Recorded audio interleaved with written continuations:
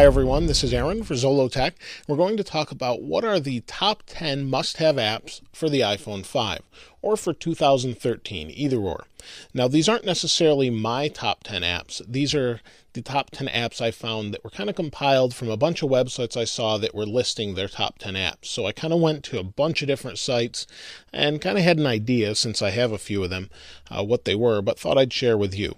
So the first one is Flipboard. Flipboard is kind of a news aggregator that's been around for a while now and brings in everything such as Facebook, Twitter. I have a bunch of different sources like Engadget, Wired, The Verge. Anything you want to put in here, you can, and it brings them all into this nice little magazine layout. It's a free app. Tap on it here. You can flip through it like this. If maybe I don't want to see the cover stories, but I want to see Facebook or Twitter directly, and go to into my Twitter feed here, just flip through it. It's just a really nice, simple app and works really well. The next app is Twitter.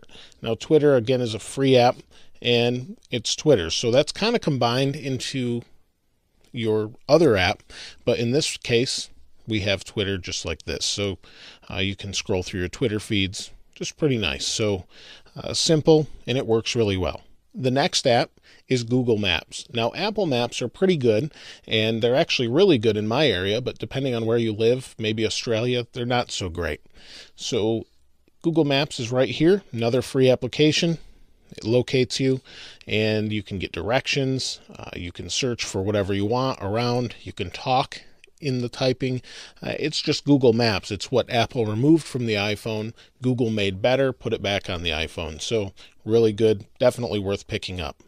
The next app I have listed as a top 10 must-have app is Instagram. Instagram is pretty well known, and it goes along with the next app, Facebook. So Instagram, you can go through your Instagram feed, tons of different things from your friends, whatever, different pictures they take, and they were bought by Facebook. And I have Facebook over here because I use Flipboard for that, but there's Facebook. You should probably know what Facebook is at this point, or at least you've heard of it, depending on the country you're in, at least. So Instagram and Facebook, those are the next two. One of the apps that a lot of people have heard of, but not everybody, is Evernote.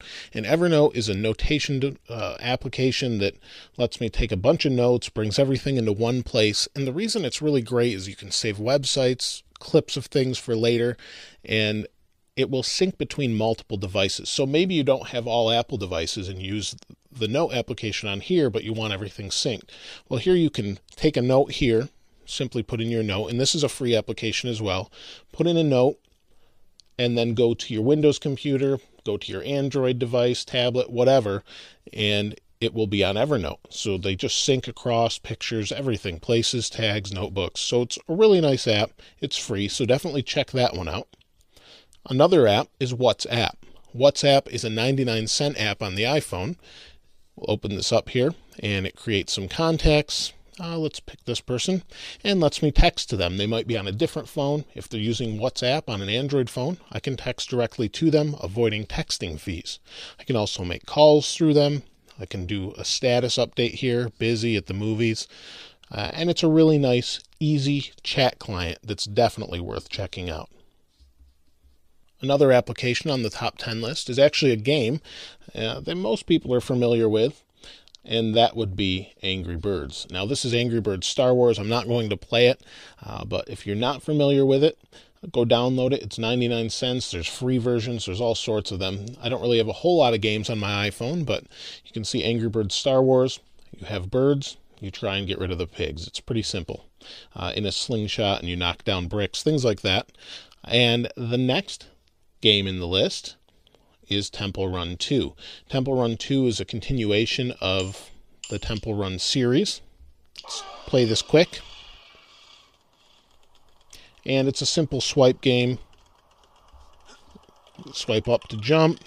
We're going to turn. And I hit that there. It's a little bit difficult to do this actually on camera. The next application is a must, in my opinion, too, is YouTube. YouTube lets you browse YouTube videos. You can see here's Zolotech. Here's all my videos. We can tap on one, watch one. It's just a really great app. It works well, and it's equivalent to the Android version. They're real similar, real familiar, and it's really fast and pretty quick application. Second to last on our list of top 10 apps is Pulse. Pulse is a news reader that I use every day, and it allows me to kind of aggregate content. So you can see I have Tech 2. I really only read tech news for the most part. You can see there's Mac Rumors, 9 to 5 Mac, Engadget, The Verge, Joystick for video games, Android Central, Kotaku for video games, Fandroid, and Autoblog. So I have all of these, and this is as many as it allows me to add to one page. I have another page as well, and I can pull down to refresh, and it just gives me all of my content right here with a nice little title or headline, and then what is actually going on. So I can tap on it, open it, scroll through. If I want to read it on the web, it opens up in a browser. So pretty simple, and it's a really nice news aggregator.